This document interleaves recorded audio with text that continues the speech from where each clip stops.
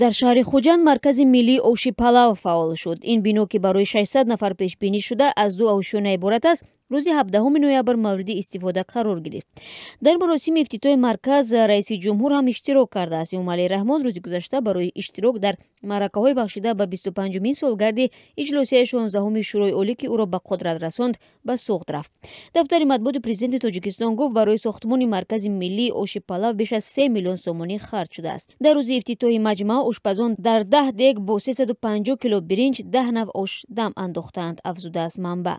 бино ба қавли манбаъ, раиси ҷумҳурии Тоҷикистон гуфтааст, чунин марказ бояд дар тамоми шаҳру ноҳияҳо, аз ҷумла дар пойтахт шаҳри Душанбе таъсис дода шавад. ӯ гуфтааст, ин марказҳо имкон хоҳанд дод, то меҳмонҳои хориҷӣ бо лаззати таомҳои миллӣ шинос шаванд. соли 2016 Кумитаи байнидавлатии ҳифзи мероси фарҳангии ғайримоддии ЮНЕСКО оши Палавро ба ҳайси мероси фарҳангӣ ба феҳристи худ ворид кард.